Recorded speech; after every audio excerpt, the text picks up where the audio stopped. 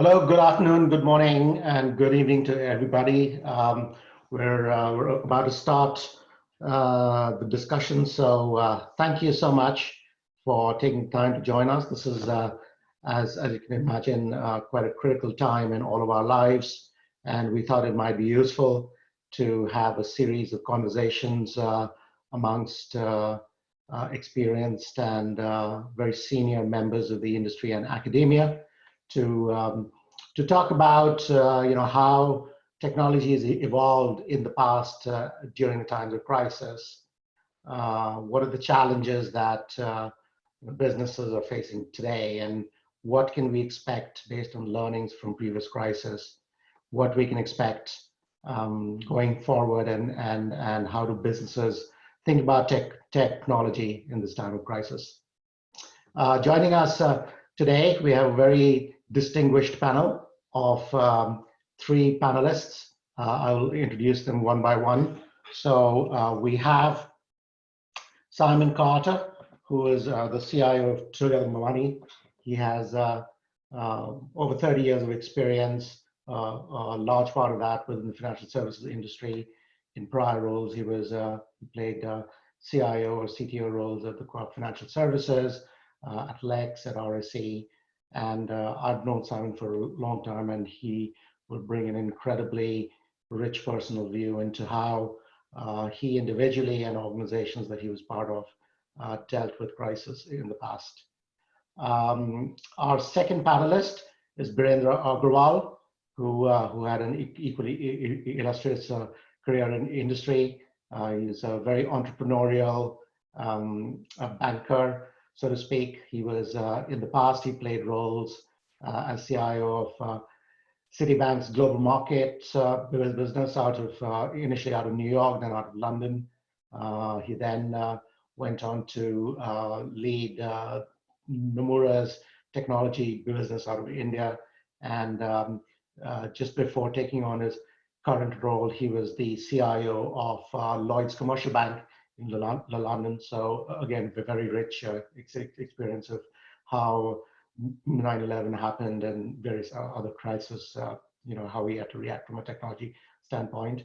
And our third panelist is somebody who's bringing in the view from academia, having spent over 25 years in industry in various roles in management consulting and technology consulting with global consulting players like Deloitte, EDS, and Infosys Consulting.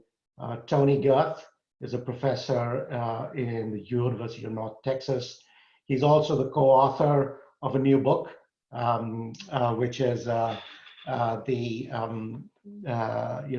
to take on the reins as a CIO. He specializes in CIO transitions, and it'll be incredibly valuable to hear his view from academia as to how industry has reacted to crisis from the lens of a technologist. So without much ado, I'm going to dive straight in. We have only an hour to discuss a particularly rich agenda. If I may go to Birendra first, and Birendra, if you could just share your views. You've seen a number of these crises, the 9/11, the dot-com bubble. It might be valuable to hear your personal views of how you individually and the organizations you're part of dealt with the crisis. So I think, thanks Arindam for that. So I've been through a few crises like Arindam said, but I thought what the most pertinent, which gave me at least a few lessons to learn was the time during 9/11. So what happened during 9/11 is I was heading up the foreign exchange, digital or e-commerce technology division, and the head of the business, who was normally based in London, happened to be visiting New York. And when both the towers fell down, somehow, obviously all the communication stopped. The only thing that worked that day were Blackberries. The business head was able to get in touch with me.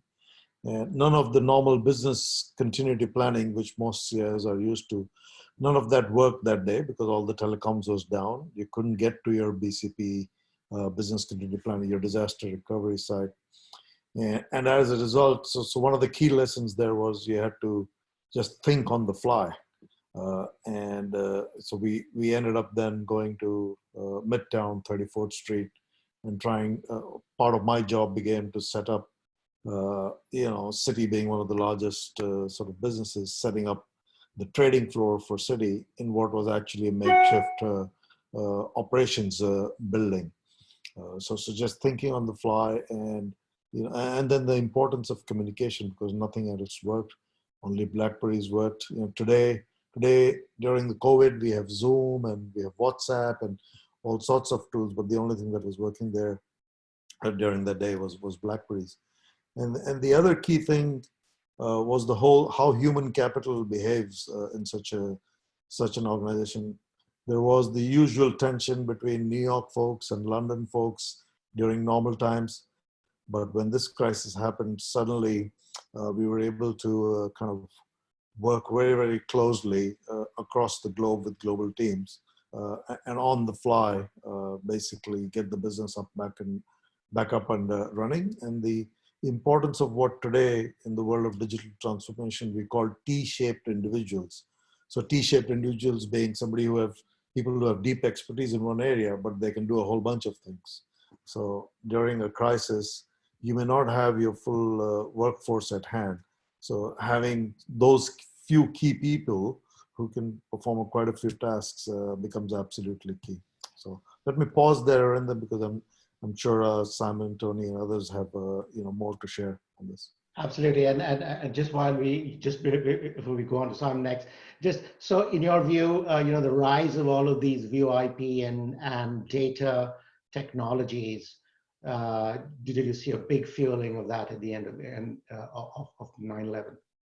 Yes, no, so indeed, suddenly, every firm that didn't have BlackBerries suddenly had BlackBerries, and then obviously the importance of being able to sort of, the work from home and all the stuff that we take today for granted. A lot of that technology was procured by not just banks, I would say, but large organizations post 9/11. Wonderful. Simon, your thoughts on how you dealt with crisis in the past and which technologies really emerged as a result of them? Yeah, I guess if we look back to 2008 as a pretty recent, relatively recent one, I was in a bank at the time, and it was interesting actually, because the bank I was in actually hadn't been much hit by some of the specific challenges that were hitting the other banks, in terms of some of the vehicles that were being invested in that ended up being worthless. They didn't have any of those. I think they're kind of patting themselves on the back a little bit for that. In fact, I had talked to the head of Treasury in 2007, who was grumbling that the system didn't support these vehicles, and could we change it for him? So I think that sometimes you ride these things more by luck than good judgment. But I think it's interesting when you look at kind of 2008 and the impact that had on financial services, because these things often have quite a long gestation, but I think a lot of the things we're seeing now, actually, or have seen up to this current crisis in financial services, came out of the reactions to 2008. So, in fact, the banking industry is much stronger because it's much more regulated. The governments didn't like having to bail out the banks, didn't like banks being too big to fail. So what we've seen is a raft of regulation that actually makes it quite hard working in the financial services space. Not impossible, but I think not long after that, it was seeming almost impossible. People said, "Oh, we can't innovate, it's all regulation." But the regulator kind of noticed that, I think, and was very, very keen to start pushing a lot more competition. There'd been a lot of consolidation in the UK marketplace, so there's a massive encouragement of challenger banks. I think a lot of those came in with a digital play, the Monzos, the Acton banks. So we've seen the game up massively in terms of user experience. We've seen open banking come in, which has not had that big an impact yet, but probably will be transformational. Again, that was very much about trying to create an open, a fair playing field for the small and medium-sized players. And we've seen the growth of the fintech market as well. So that's all. I think a lot of that has come about as a.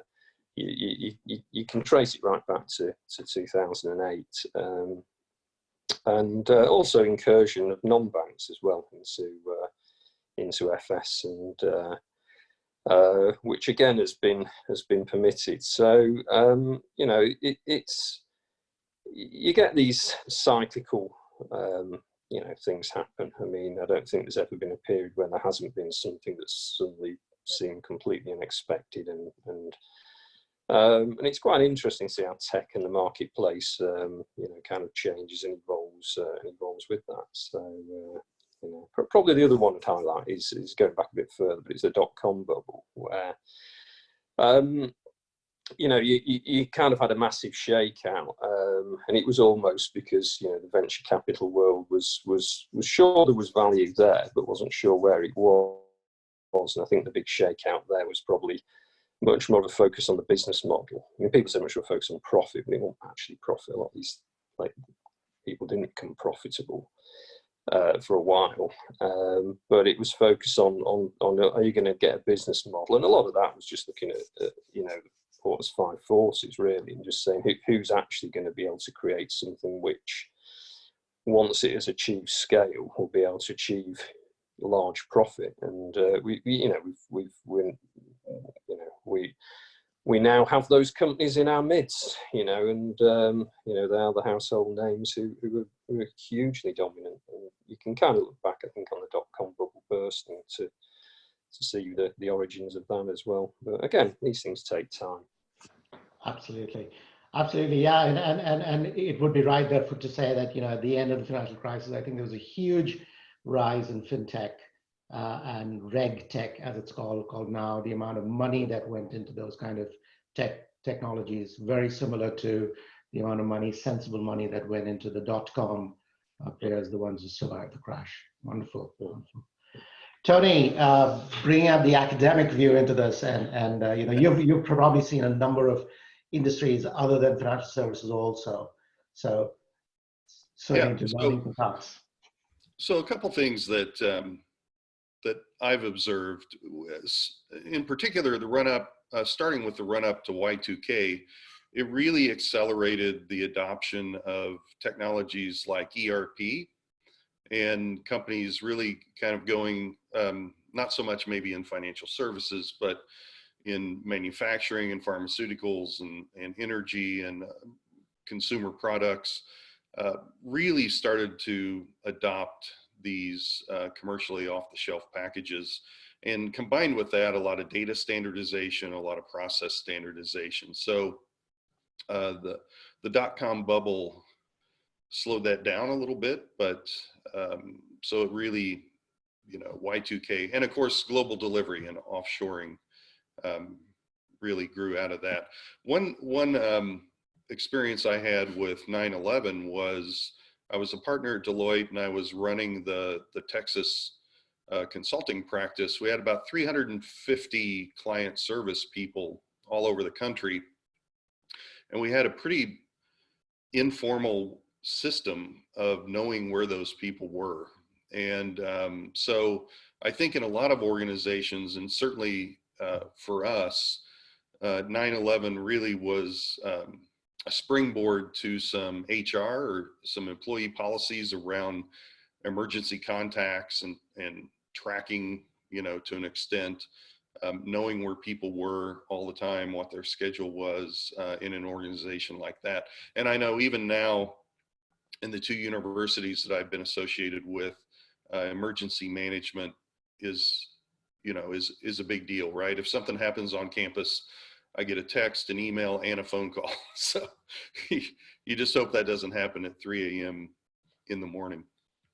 And then the third, back to the financial crisis, you know, I think it's interesting if you look at that time period, it also coincides with the rise of social media and smartphones and technology around that. I would also say it's an example where often, and Simon mentioned the gestation period for these innovations. Often these crises create a real challenge for incumbents, but a real opportunity for startups. So if you look at organizations like Uber and Tesla and Airbnb, you know, they all sort of came of age shortly after that crisis, where, you know, in the US, we were bailing out auto companies.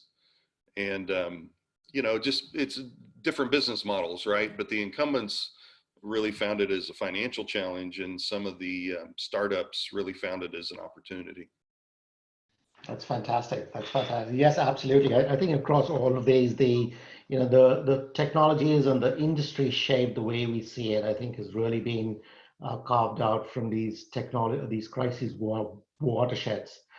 Which brings me to our next round of sort of viewpoints. And Simon, I'll go with you first. You're bang in the middle of this, dealing with the current crisis, and I know you have a large sort of business operation to suddenly had to move into a lockdown mode.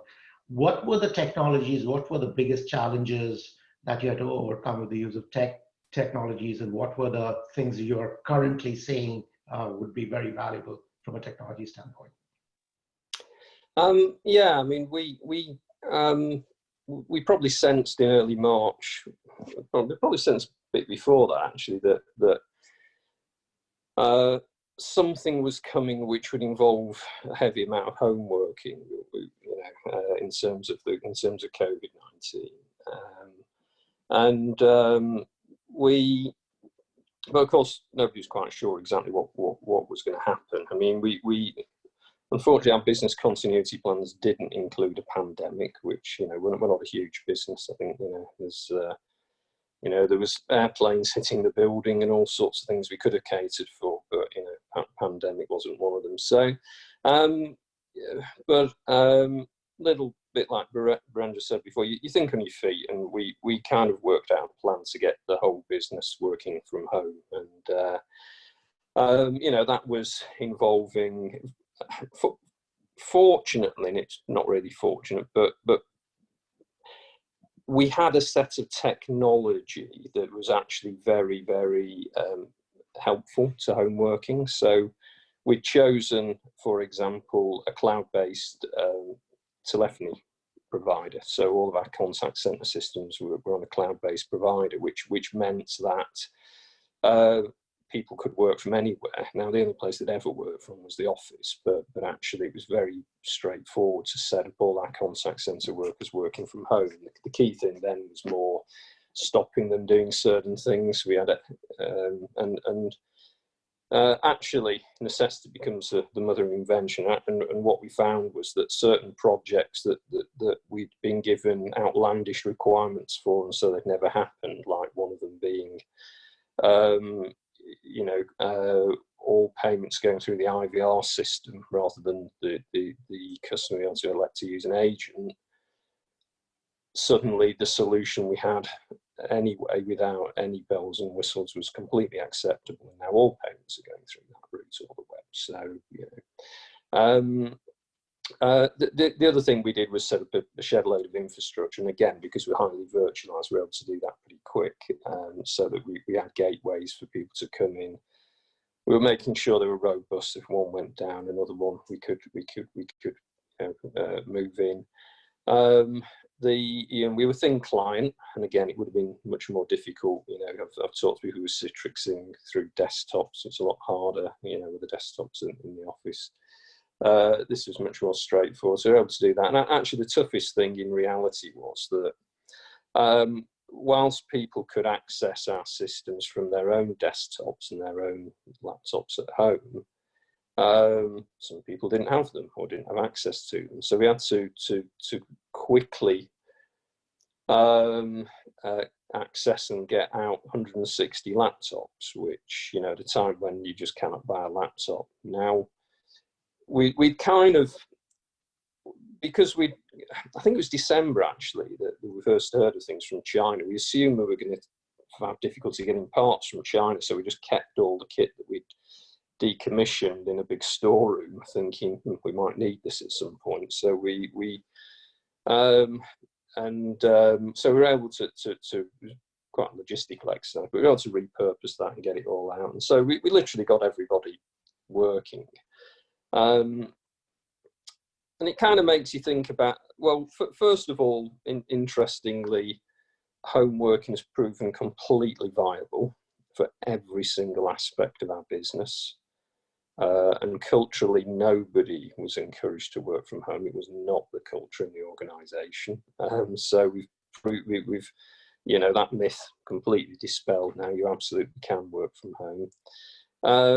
It has made, you know, if I had one product I would love to have, and there's various reasons why we didn't have it. It was Teams, and we've not gone for Office 365 for security reasons, but you know, that would definitely have been top of my shopping list. So you know, we'll move towards that. But the sort of things it's making me think of now are, you know, it's not thinking of them, but thinking of accelerating them. You know, the digital workplace. So actually, you know, getting the business thinking about output and not you know, kind of in the office as a means of measuring how effective people are and productivity. As soon as you get into productivity, you get into automation. And, you know, I think the other thing that's happening now, just in a massive accelerated way, is the blurring of the digital and the physical worlds, you know, and it's happening, you know, whereas previously everybody was in the office, now you know, life is much more, as I say, more blurred. You know, probably the last one I'd cite is cyber, which is always a huge thing, especially in financial services. But you know, it's kind of looking at it again in terms of where we're going to get the challenges with that. You know, on the assumption that we're going to continue much more home working. And just, you know, kind of rethink our cyber strategy. You know, we've taken the opportunity of automating an awful lot of stuff because we've suddenly had time to do that. And actually, interesting, the cyber team feeling much more productive working from home. So, but there's a, you know, it's the start of a journey. So, and just be very interesting to speculate and see how all this, you know, kind of moves on over time. I thought Tony made a great point actually, which is it's the new guys who take advantage of this. You know, it's not the dinosaurs. So you know, fascinating that Zoom, you know, have suddenly come out of. I've not heard of Zoom. We're using Zoom. I use Zoom all the time now. You know, we didn't use it until 3 weeks ago. Yeah, and I'm sure you'll hear more about Digilytics going forward, because I was just speaking to a CEO this morning, and she was saying that the only staff that is coming into their office are people who are having to scan paper so that their origination underwriters can actually work from home, and you know, our product would clearly enable that. So being able to do digital at scale in an intelligent way, I think those kind of tech pieces are certainly going to grow. But I'm going to go to Tony next. So Tony, you know, you've probably been away from the business sort of impact in this crisis, but you know, from what you're seeing across academia, and you're speaking to your network, how are sort of CIOs and the businesses reacting? Yeah, well, between talking to CIOs and actually, as you can imagine, the disruption in higher education right now is pretty significant. And, you know, interesting to me is, you know, Simon mentioned more focus on output, less focus on input, but there are a lot of organizations that still have a real cultural bias against working from home from a standpoint of being concerned about productivity. And so I think an emerging theme is employee monitoring, actually. You know, there are companies out there now creating apps, and of course there are ways to monitor employees' engagement on applications or platforms. And so there's kind of, in my mind, an interesting privacy, ethical, cultural, organization cultural shift opportunity. But not all organizations are going to do that. That's for sure. So, I think that's true. I think security, cybersecurity, again, has taken up a lot of CIOs' time. And I think actually a lot of time is spent training the business and convincing them that, digitizing processes, if you will, or doing work from home with business process work. The IT folks probably, we're all kind of pretty into that anyway, so, and familiar with it. So I think that, training the business, helping them design their processes around remote working is a priority right now too.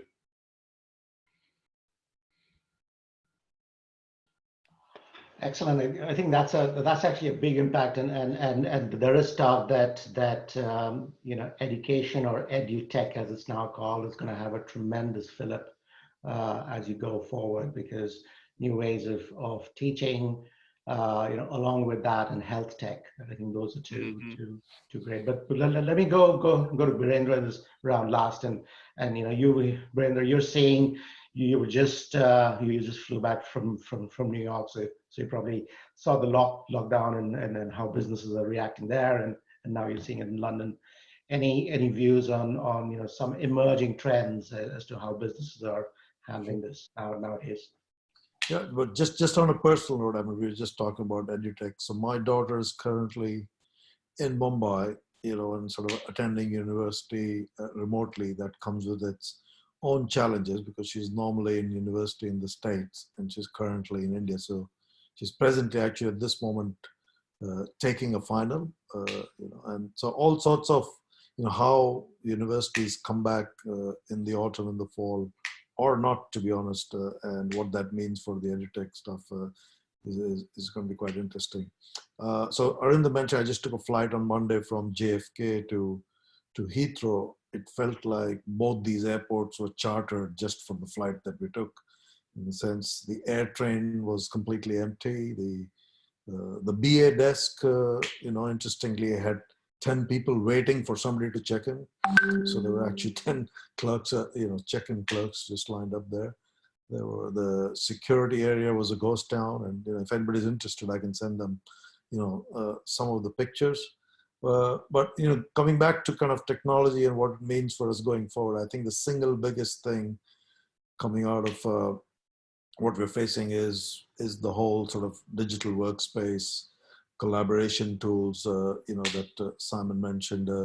When I was at Lloyd's, I used to beat the drum on getting Office 365 live, and I had huge resistance. But towards the end of my time there, we did manage to finally get Office 365 live, and a lot of my colleagues are now thanking me that I was the one beating the drum, because without Teams, people can't function. So, and in terms of my trip, the moment I landed at Terminal 5, in the baggage area, there was a huge big digital screen, and it said Zoom plus Slack, the way forward. So, Zoom and Slack together. So I think the whole, the way workforce collaborates, the way families, the amount of Zoom calls that are happening between families, and sort of reuniting friends from previous institutions, etc., etc. There's a whole lot of that going on, and the importance of enabling the remote workforce. Simon, you touched on that, but Arindam, I know that in your previous organization, which is Infosys, employees were being offered $500 to use their own laptop for work. So I think how the world changes, and all the other thing that's happening is a lot of rules which normally constrain normal business processes. And I think, Simon, you touched on that. Some of those, quote unquote, go out of the window temporarily to facilitate what really needs to get done. So I've noticed this in previous crises also, is in any organization, you basically cut to the chase, and 80% of the so-called wax that exists in a process just instantaneously falls off, and everybody just comes together to get the job done. Yeah, Absolutely. I think those are very valuable. And from our personal organization standpoint, I think the productivity and I think both Tony and Simon talked about it. We're finding that, trying to manage productivity in a work from home environment is actually quite challenging, and the different considerations. So families with young children end up becoming much less productive during the day, and they have to sort of work in off sort of peak hours, so to speak. Whereas the productivity challenges where the young couples or individuals are quite different. Right. I think we're onto the topic of where do the panelists putting their soothsaying hats on, just based on everything that they have seen now in the past. Where is it, do you think, the industry is going to go from a technology standpoint? What are the big technologies? And we're talking clearly about not just the immediate challenges of work from home and collaboration and coordination, but the economic crisis which is upon us. And just about 2 hours ago, the Bank of England announced that they're holding rates, but there's going to be a sharp dip. If you look at any of the analysts, they're saying in the first half there's going to be a 7 to 10% global GDP shrinkage, and over the year it's going to be anywhere between 2 and 4%, which is absolutely massive. And in those dimensions, business models are changing. Cost becomes a huge concern. So going to Tony first, where do you see technology really getting used in the impending economic crisis now, and the social crisis, which is just new ways of life and new ways of living? Yeah, well, I think that after all these crises, what you tend to see in the short term is budget, restriction, especially when it comes to investing in information technology. I don't know if it'll be quite as severe this time as it has been in the past. Hopefully we're a little smarter about how information technology actually drives value. So, but I would expect that budgets are going to get squeezed. I think anything still engaging customers is going to be very important, but you may see some other forms of investment that slow down. I think efficiency, productivity, this was mentioned before, things like robotic process automation is going to become maybe more accelerated, because organizations will start to see what the efficiencies are based on that. I think culturally, I think CIOs and other leaders are going to have to start spending more time understanding depth chart of their team. I think the challenge of somebody being ill for an extended period of time, and what that means to being able to operate, is probably a little more top of mind now than it would have been before. I think it's a really good point that was made about that you made about people's personal lives and how those interact with work, right? So when we have people in the office, we have a captive audience, so to speak, even though it's always been important to understand if somebody had something going on kind of at a personal level that might impact their work. I think it's to some extent more important now to understand that, but also it introduces the last point that I'll make is that I think this idea of privacy is an employee monitoring, but less around productivity and more about health, and just society as a whole, right? After 9/11, a lot of surveillance technologies were accelerated in security, and we all gave up, a lot of, I don't want to call them freedoms per se, but things that were very comfortable before in airports, et cetera. We all just had to adjust to more security, more screening. And if you look at what companies are starting to think about today and reopening things like thermo imaging and understanding social distancing, I think at least in the short term, and short term could be 12, 18 months, you're going to see more of those kind of technologies focused on. Yeah, that's a great point, Tony. And you know, from our lens of AI, which is where Digilytics as a business specializes, we're certainly seeing the ability to do, you know, add intelligence into digital, so that you can, you know, make up for lost productivity from these new ways of working, and be able to do it at scale. So we're actually helping a business which is trying to connect with 650,000 customers to try and do much more real-time interaction with them. And how do you deploy AI technology at scale is going to be a tremendous, you know, people who are able to do that are going to be much more.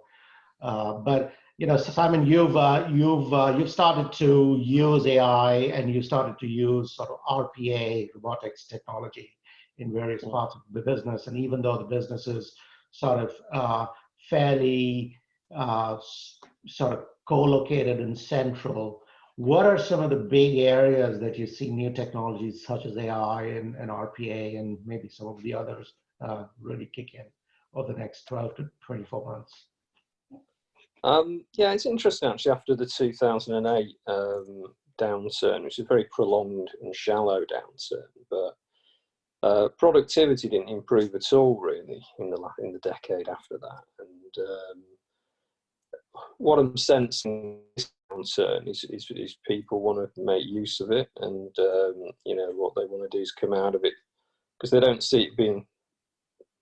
I think people are seeing an end to it. You know, everyone's projecting the V curve, so I think people want to bounce out of it better than they went into it. It's just human nature, and I think the focus on that is productivity really. So, and the focus on productivity is going to be automation. So yeah, we're using robotic process automation.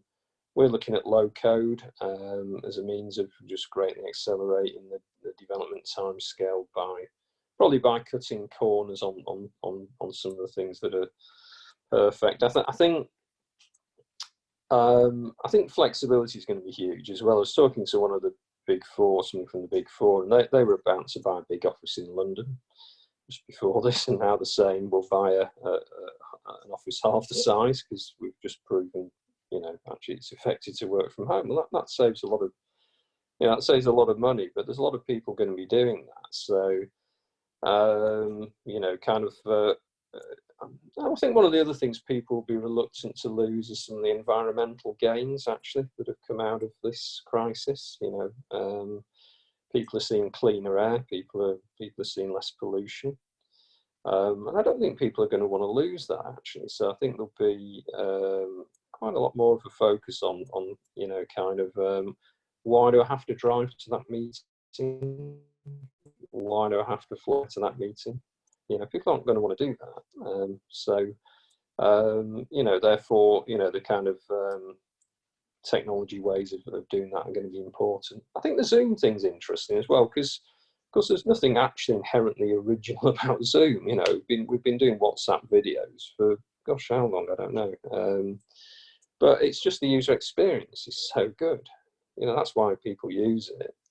And you wonder whether that, you know, it's what Tony said about the customer experience, you wonder whether there'll be a lot more focus now on that user experience in terms of how we interact with our customers. And I think, you know, once people get used to, you know, doing things remotely much more than they did in the past, that user experience side of things is going to be really important. So I think it'll be interesting to see how that plays out as well. I think that's a great point. And you know, recently, I don't know if you read the news, but there is an internet service provider in India called Jio, which is the largest provider there. They've just gotten an investment from Facebook to be able to use WhatsApp. So they're developing WhatsApp-based applications so that they can connect digitally to over 10 million retailers. So, you know, their subscription base is 388 million and they want to create a digital lifeline across India using intelligent AI-based applications, combination of WhatsApp and other tech, which is really interesting. And I'm going to go to Virendra. Virendra, you've seen, across the US, India, and UK now. I think you've seen a lot of these emerging tech. Also, the companies you're advising. Any sort of thoughts on what technologies to really back going forward? Well, I guess the one thing that we know about COVID is we don't know anything, to be honest. So that, and then what's that prompting a lot of businesses to do or think, how do they come, when they come out of this, as Simon was saying, obviously you want to come out stronger. So the whole scenario planning, what really will happen. So I think decision support tools, AI, etc., all of these elements will become absolutely key. I think the importance of data, the right data, well, even just during the crisis, the number of statistics, so there's Johns Hopkins. So wherever you look, the number is off. And China, for example, post Wuhan, they increase the number of deaths by 50%. And so, what do you really trust? And where is really the truth in data? And so how do you manage data, the lineage? How do you track, all of those kind of tools that have, from a regulatory perspective, they became quite important in the financial institutions, post the crisis in terms of risk numbers and things like that. But I think the importance of data-related tools absolutely key. I think you mentioned, so I think we've already beaten to that, the whole sort of collaboration, working from home. But even there, I think you will see better tools come out of this. You will see more integrated tools come out of this. And I think that'll improve so the users will demand more, because more people, as Simon said, will want to work from home. So I think what we've seen now, the quality of that will grow. And the other thing is where we source technology from could potentially change. I mean, we're all aware of the press around the lovely tool that we're currently on, sort of earlier on, in terms of with ease of use comes the risks of security, right? So the whole, that element and sort of the world's view on China and sourcing tech and sort of other products from there. So in terms of, I see potentially an opportunity. I mean, you mentioned sort of India and, the innovation that's happening there, with Facebook's use, that's just one example. So I think you will suddenly see a lot more innovation coming potentially from some other countries, India to name one, for example, but potentially sort of other developing countries. I think whether it's Southeast Asia, more will come out of there because sometimes you have a late mover advantage. So the later you start, you can come up with better stuff. During the crisis, I have been spending time on, some of you are probably familiar with the IITs in India. So I'm one of the alumnus, and we've got a massive effort going on to consciously not use, let's say, a tool like Zoom from China, etc. But we're trying to come up with a collaboration platform across the IIT element. There's 23 institutes. There's about 250,000 people across the globe. How do we harness that pool of talent, that knowledge? How do we get them on a platform that's, for example, made in India, with the servers in India, and how can we innovate? So, in terms of makeshift hospitals. So in Mumbai, for example, they've commandeered a few stadiums, and the hospitals have come up, and there's remote diagnostics being done. So we've come up with tools where doctors or surgeons could remotely manage some of these hospitals. So I think innovation, to me, the pace of innovation that will happen, that is happening already during the crisis and post-crisis, and the global collaboration to facilitate that innovation, I think will go up tenfolds, because anybody who's got anything to contribute across the globe through these new tools and technologies, will be able to do it. So, we've heard the world is flat in a different context, in terms of the whole offshoring and outsourcing wave post Y2K, etc. But I think what COVID has done is indeed made the world, it's not just flatter, it's one world if you want it to be. Very interesting, very exciting. Great. I think so. So those are the questions that we had, planned to discuss in the panelists. We do have a number of questions from the audience, and in the last 10 minutes or so left in the webinar. Let me just try and see if we can cover a few of these. So the first one is probably I'm going to direct this to Simon first. So Simon, there's a question saying, will there be an emphasis towards in-house team-led interventions, or is there going to be a growing appetite to striking new partnerships for accelerating innovation within organizations? Yeah, fully enough, actually, I'm seeing a bit of both in terms of in terms of pull on this one.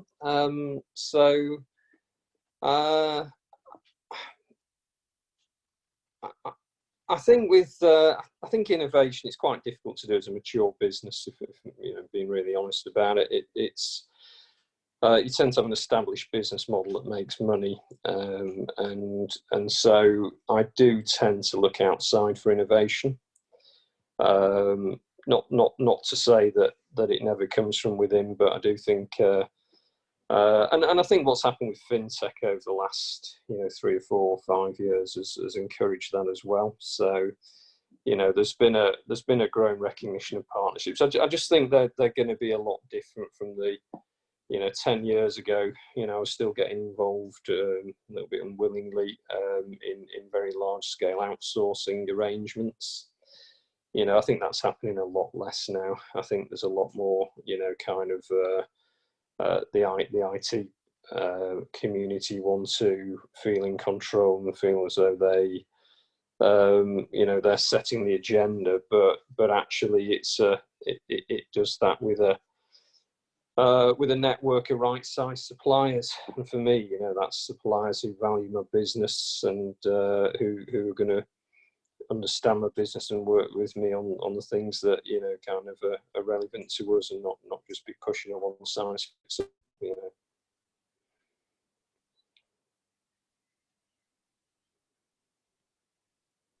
Sorry, to Bruno next. There's a question around the new normal in financial services. So would you hazard a guess as to what would you articulate, what technologies would define the new normal in the financial sector once the lockdown is over? So, I think the importance of AI, as I mentioned, right, in terms of scenario planning, decision support, being one of the areas in financial institutions where tech is heavily used, and I think I touched upon this previously.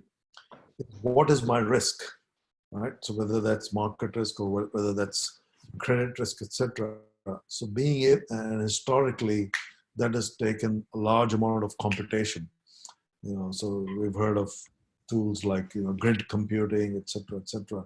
So the whole advent of being able to do things in the cloud and having compute on demand and getting your results in terms of risk a lot quicker, that'll accelerate. The regulator and some of the larger institutions have been dragging their feet on cloud.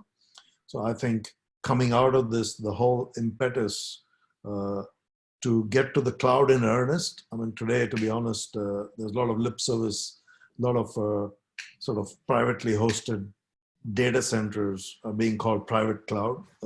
That's not really cloud. I mean, so the whole, so cut a long story short, the whole cloud business, we touched on Office 365 collaboration, all of that the importance of decision support tools, whether AI being obviously a big one in terms of truly embedding that in business processes, making sure your data lineage, all of that is correct. And there's a lot of talk in financial services about digital transformation, and the fintechs are going to come and take the lunch away, from the large institution. I think you will see an increased level of collaboration from the larger banks and mid-sized institutions with what the fintech guys have done. The fintech industry itself will be challenged. If you look at the downloads from Monzo, Revolut, all of that, they're down a sharp 30% because the whole importance of trust, when the money you make is sort of coming down every day, there's huge impact, people's salaries, etc. So people are going to want more for the buck. They're going to demand a different level of service from the mainstream institutions, and on the fintech side, they're going to demand trust. Therefore, I've always been a huge proponent of the larger banks need to collaborate with the fintechs, not necessarily compete with the fintechs. I think if they try to compete, it's a non-starter.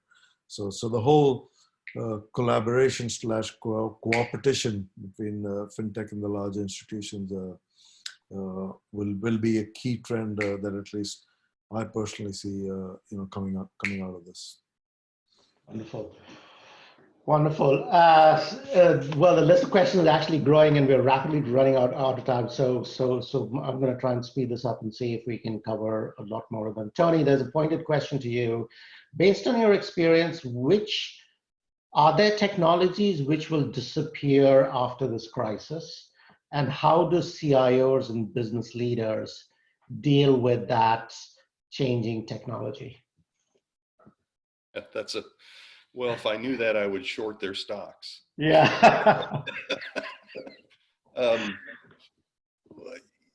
Yeah, I don't know. I mean, I think there's been a growing, I don't know if it's really technologies that disappear other than just a normal maturation of, you go from legacy systems to something new. But I would say there's been a constant evolution, especially now with all the digital technologies, that there's maybe not less emphasis on transaction processing systems like ERP, but less investment perhaps in some of those systems and more toward digital platforms, where I think the value proposition, because it tends to be more customer facing, the value proposition tends to be clearer, or at least easier to articulate than maybe what the value proposition for ERP systems are. So I don't know that I see anything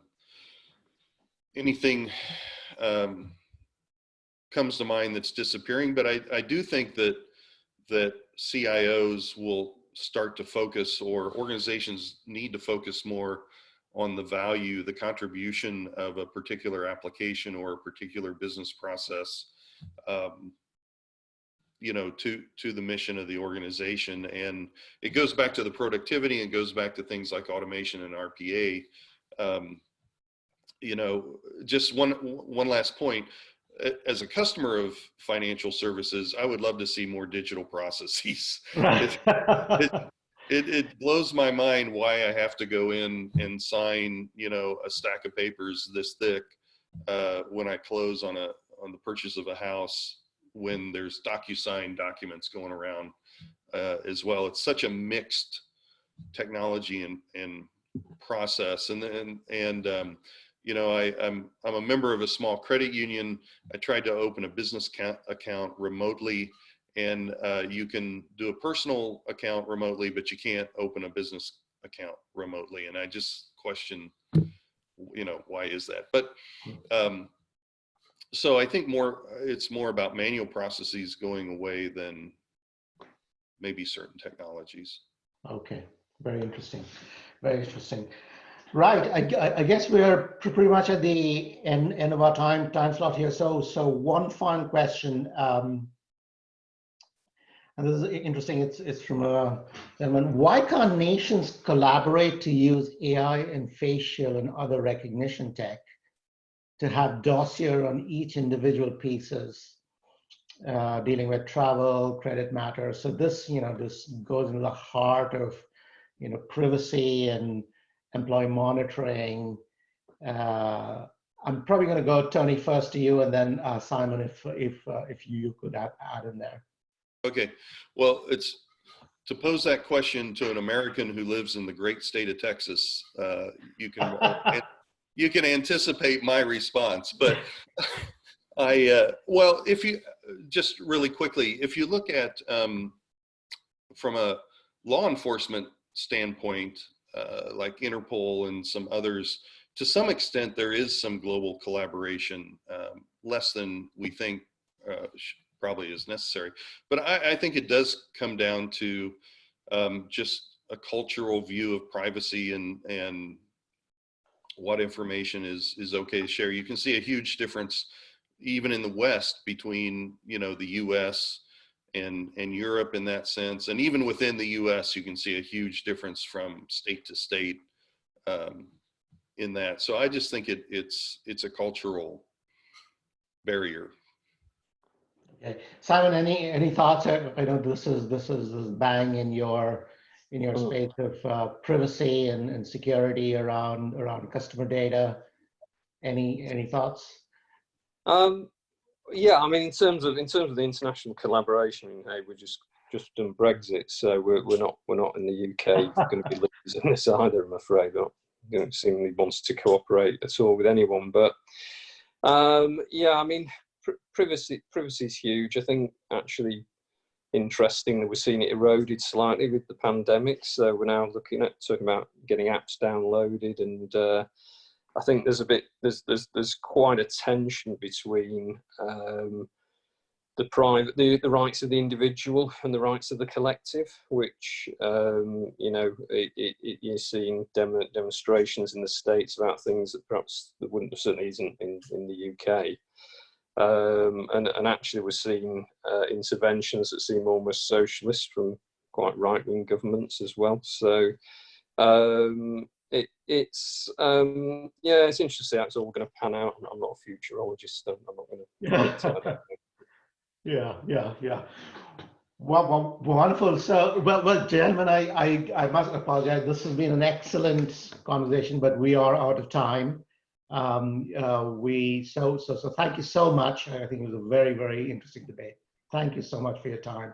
Thank you for your insights to all of you. For our attendees and participants who sent through a number of questions which we couldn't answer, we'll try our best to try and email them to the panelists and get back to you. Hopefully you found the hour useful and the hour insightful. If you did, please don't forget to join us next Thursday at the same time. We're going to have an equally interesting debate, but much more focused on an industry that Digilytics plays a big role in.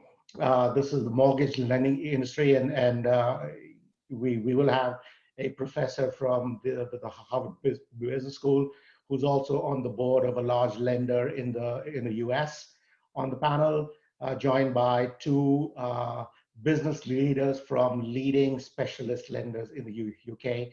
And the focus is going to be, after the clapping stops and the great work that the NHS has done, what are the recovery strategies? This industry is going to go through a tremendous change, so it'll be very exciting to hear from them.